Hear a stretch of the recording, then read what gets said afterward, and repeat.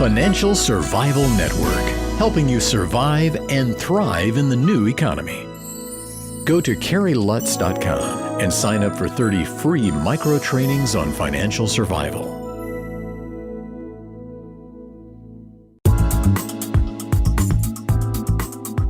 $14.90 WGCH. This is Carrie Lutz. You're listening to the Financial Survival Network, and it's time for another Triple Lutz report. So it's January 1st, 2012.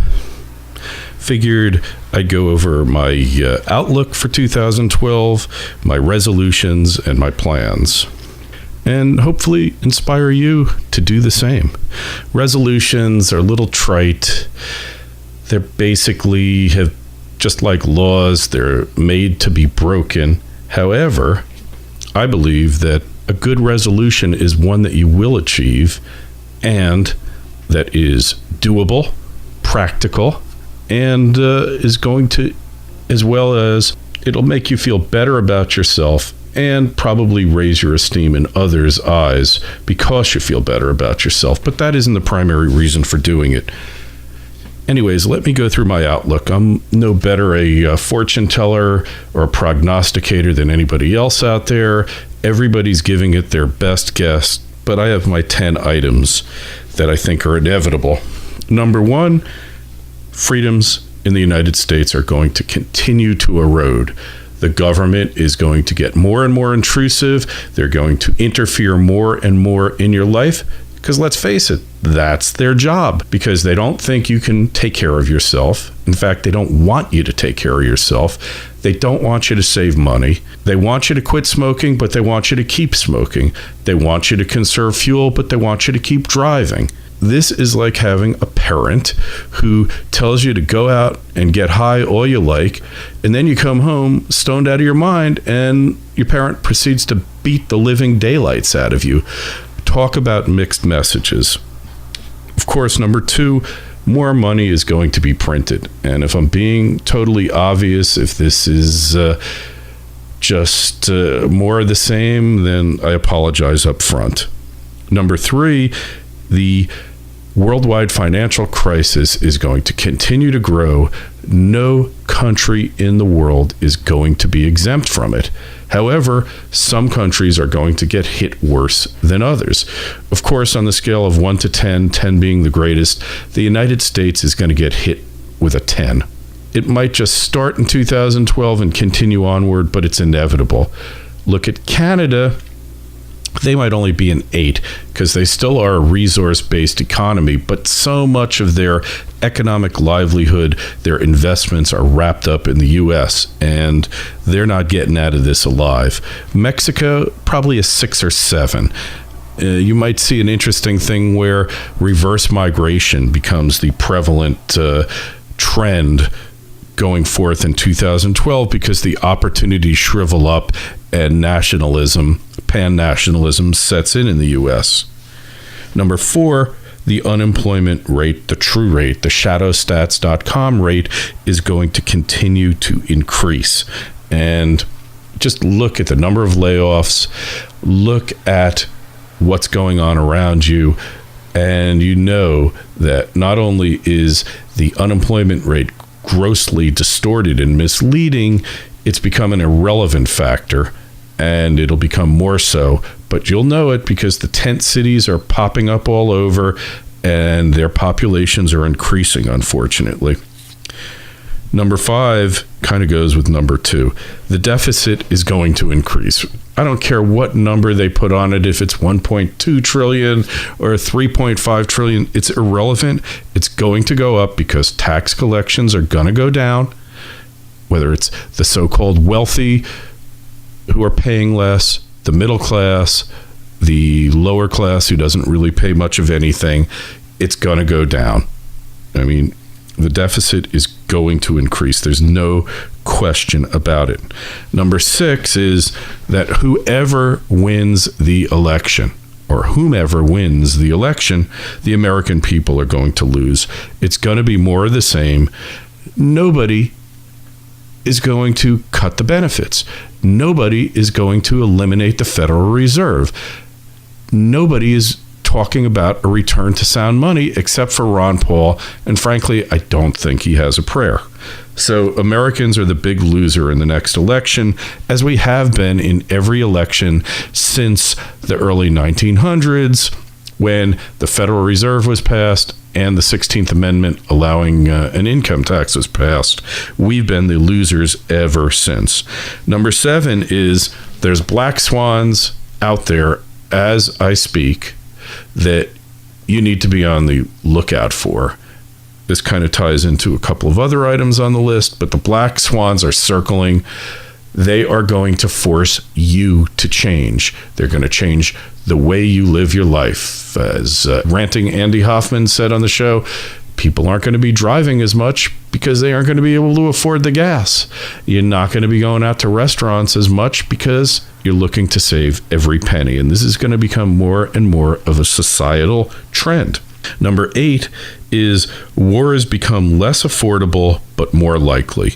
My gut feeling is we're going to hightail it out of Afghanistan, and we're going to be in a war with Iran, whether we want to be or not, and whether it becomes a worldwide conflagration, can't really tell you that. My feeling is that the powers Russia and China like to talk a big game. In the final analysis, they're not going to go risk a world war for Iran.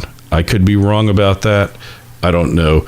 But it seems to me that the war hysteria, the ferment, it's really happening. And the fact of the matter is the politicians realized that the war in Iraq, which was really supposed to be a prelude to the war in Iran, was a big blunder. The country wound up getting bogged down in Iraq, took its eye off the ball, which is Iran. Regardless what anyone says about Iran, this is an evil regime. These are evil people. And I'm not saying that ours are any better. Don't get me wrong. But they're not forcing women to wear burqas. There's no honor killings that our leadership is forcing upon us yet. But this war will be an excuse.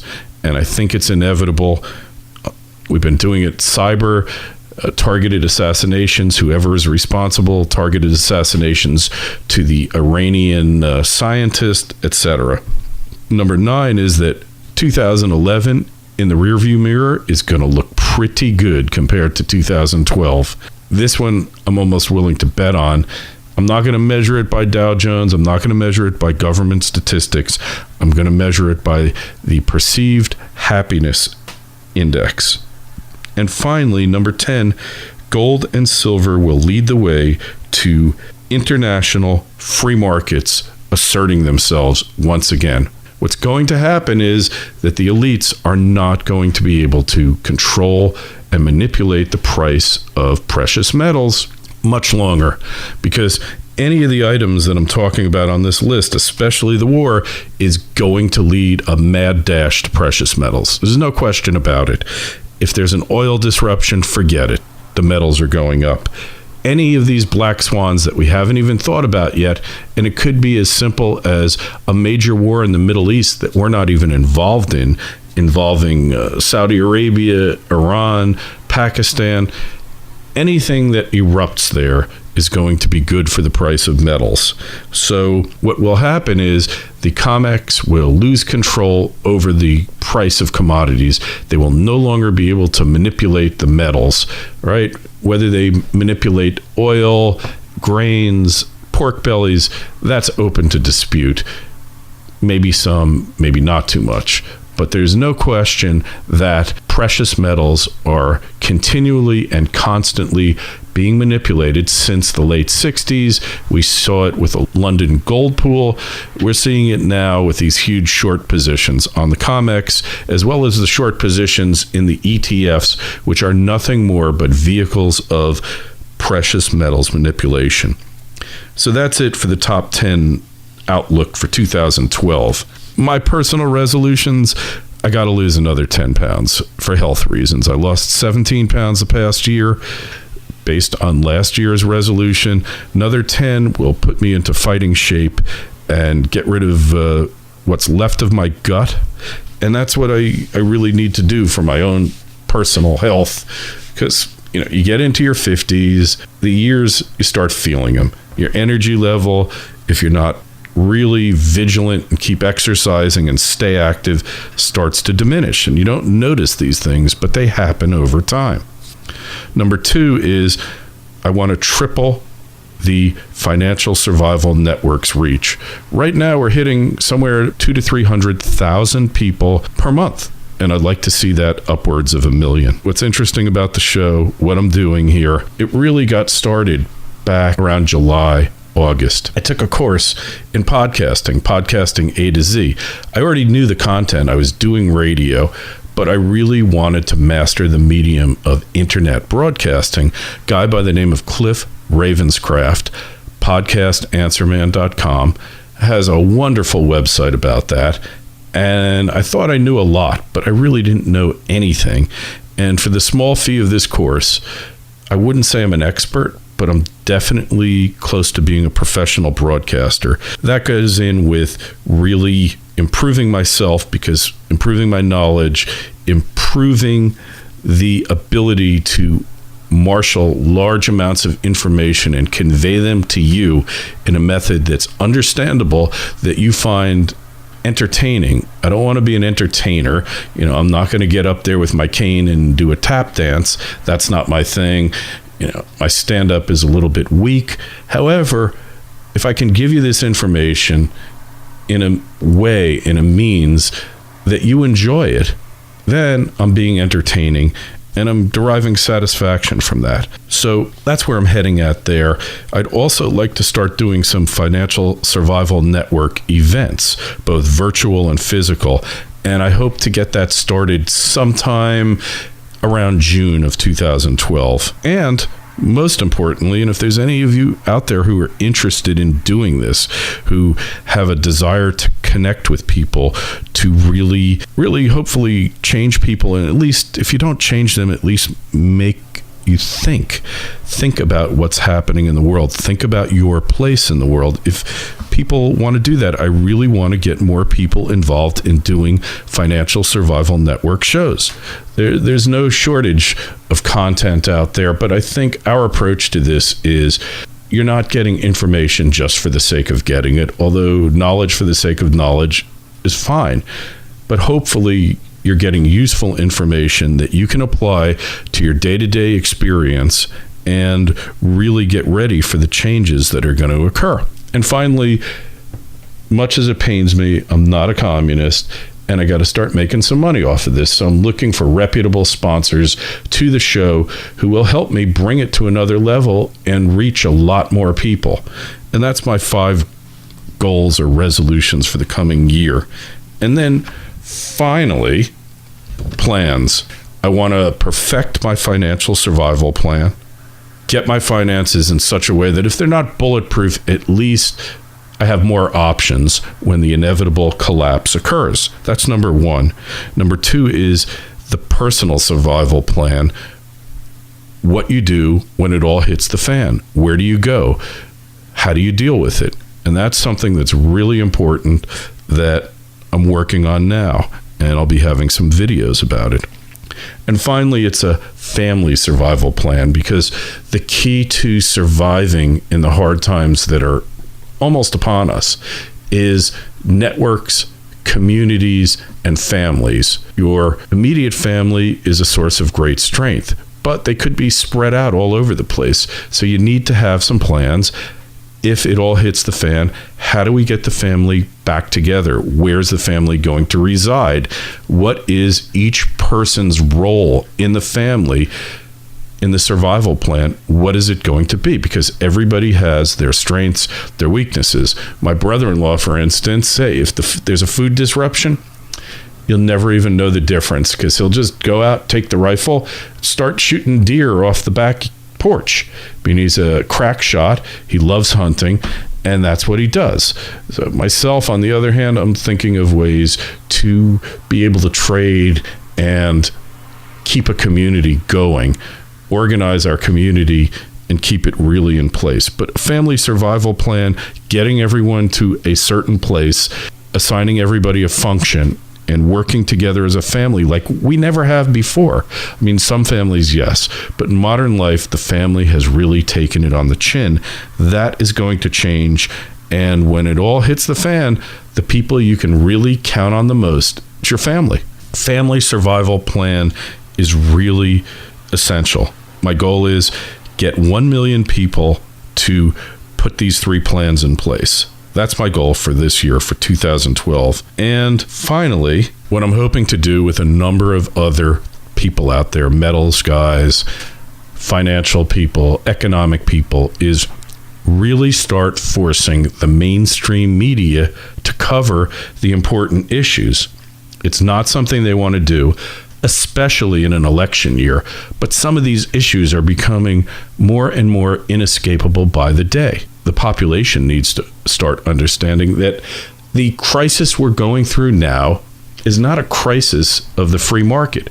It is a governmental crisis triggered by socialistic, collectivistic, and communistic policies that the government's been implementing since the early 1900s. At some point, the mainstream media will be forced to start reporting on these issues, because if they don't, they will be even more irrelevant than they are now. You see by the amounts of their viewership that they've been losing their audience. At the same time, people like me are gaining an audience. MSM, mainstream media, is losing audience. If they were truly a capitalistic concern, that would be enough to set them on a soul-searching mission to figure out how to regain audience. But because they were oligopolistic, and because they're rigid corporatist enterprises that rely upon government licenses for their very livelihood and existence, they have not done any soul-searching, haven't made any efforts to revamp their business plan and make them relevant to the current economic and worldwide global financial train wreck that we've been suffering through the past 4 years. So MSM, you better watch it, because we're coming there. We're going to infiltrate you. Our message is going to get out. You cannot stop it, because you cannot hide the truth. So what? Google knocks off tent cities from YouTube. More of them come back on. Other sites have the tent cities. You can only hide the truth for so long, then the truth gets out. There is not one thinking person in this country who believes we are in a recovery and that the economy is getting better. In spite of every day these fluffy, blustery, flowing stories about people getting back to work, companies hiring, guess what, MSN? We don't believe you. If you're a television watcher, if you get your information through the TV, you've probably started shutting it off as well, because you just know it ain't true. So with that in mind, think about resolutions, but don't think about them in terms of breaking them. Make resolutions that you can accomplish. That's what I've done. It's always worked for me in the past. It's going to keep on working. I'm going to keep on bringing you more and more shows, more and more information, more interviews with really compelling speakers. Hoping to get Dr. Mark Faber on, Jimmy Rogers, Jim Sinclair, and a whole lot of other real financial luminaries that the mainstream media often turns their back on. If you want to see shows that you haven't seen before, listen to them, go to KerryLutz.com. That's KerryLutz.com. You can see shows that haven't appeared on the radio, that aren't on sites, things that really haven't been published that much. In addition, sign up for the new revised financial survival toolkit. We put a lot of work into it. It's a nice little 5-page PowerPoint presentation. Get it. It'll help you get started in making those plans. And we'll start with the micro trainings right after the first of the year.